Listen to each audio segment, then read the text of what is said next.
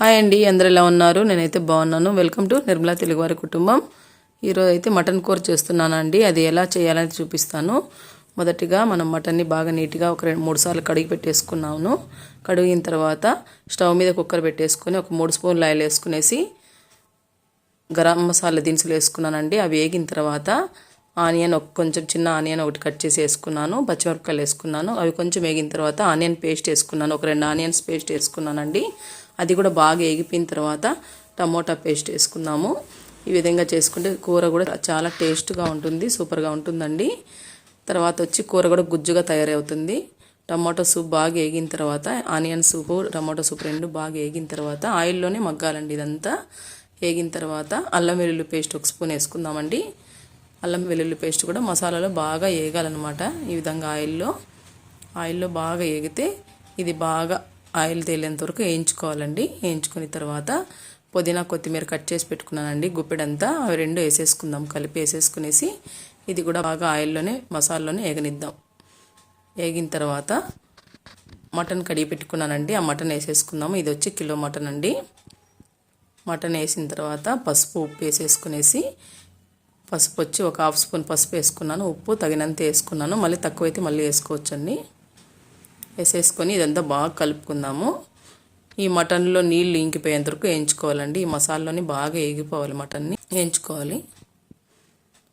బాగా నీళ్ళన్నీ ఇంకిపోవాలి. మటన్లో నీళ్ళు వస్తాయండి, ఇవన్నీ ఇంకిపోయేంత వరకు వేయించుకోవాలి మనము.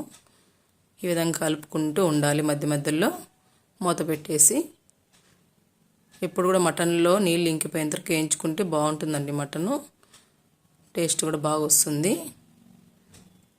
చూడండి, ఈ విధంగా కలిపేసాను కదా. ఈ నీళ్ళన్నీ ఎగిరిపోవాలన్నమాట. చూడండి, ఎగిరిపోయాయి కదా. ఇప్పుడు దీనికి తగ్గట్టు కారము ధనియాల పొడి వేసేసుకుందాం. ఇప్పుడు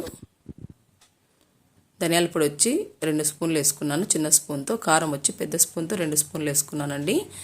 తగినంత కారము, అంటే కారం బాగా పడితేనే బాగుంటుందండి ముక్కలకి. అందుకని కొంచెం స్పైసీగానే చేసుకుంటే బాగుంటుంది. 2 వేసి బాగా కలుపుకోవాలి, ముక్కకు పట్టేటట్లు ధనియాల పొడి కారము. ఇది కొంచెం వేగిన తర్వాత కారము ధనియాల పొడి తర్వాత కొబ్బరి పేస్ట్ వేసుకుంటున్నాను. పచ్చి కొబ్బరి వేస్తే చాలా టేస్ట్ వస్తుందండి. ఎప్పుడైనా కూడా మటన్కి కానీ చికెన్కి కానీ లేని పక్షాన ఎండు కొబ్బరి వేసుకోవచ్చు. పచ్చి కొబ్బరి వేసుకుంటే టేస్ట్ రెట్టింపు అవుతుంది. పచ్చి కొబ్బరి వేసుకునేసి ఈ విధంగా కలుపుకోవాలంతా. పేస్ట్ ఇది పచ్చి కొబ్బరి పేస్టు. దీంట్లో అయితే ఇంకేం వేయలేదండి. ఇదంతా బాగా వేపుకోవాలి. తర్వాత అది వేగిన తర్వాత గరం మసాలా వచ్చి 1 స్పూన్ వేసుకున్నానండి. పెద్ద స్పూన్తో 1 స్పూన్ గరం మసాలా వేసేసుకొని బాగా కలుపుకుందాం. ఇప్పుడు గరం మసాలా అప్పటికప్పుడు దంచుకొని వేసుకుంటే చాలా బాగుంటుందండి. నేనైతే అప్పటికప్పుడు దంచి వేసుకుంటున్నాను. వేసుకునేసి ఈ విధంగా బాగా వేగిన తర్వాత ఇంకొంచెం పుదీనా కొత్తిమీర పైన వేసేసుకొని నీళ్ళు వేసేసుకొని తగినంత నీళ్ళు వేసేసుకొని ఒకసారి అంతా కలుపుకొని కుక్కర్ మూత పెట్టేసుకొని నేనైతే ఒక 5 విజిల్ పెట్టుకున్నానండి. సరిపోయింది. మీరైతే చూసి పెట్టుకోండి. మటన్ ముదురుతో అయితే కొంచెం ఎక్కువ పెట్టుకోవాలి, లేదైతే తక్కువ పెట్టుకోవచ్చు. 5 విజిల్ అయిపోయి కూర చల్లారిపోయిన తర్వాత కుక్కర్ మూత తీసి చూస్తున్నానండి.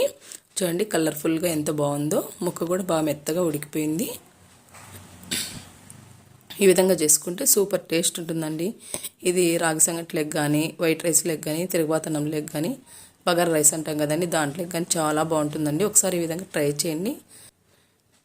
రెడీ అయిపోయిందండి. మా వీడియోస్ మీకు నచ్చినట్లయితే లైక్ చేయండి, షేర్ చేయండి, సబ్స్క్రైబ్ చేయండి. పక్కనే ఉన్న బెల్ సింబల్ నొక్కండి. Thanks for watching.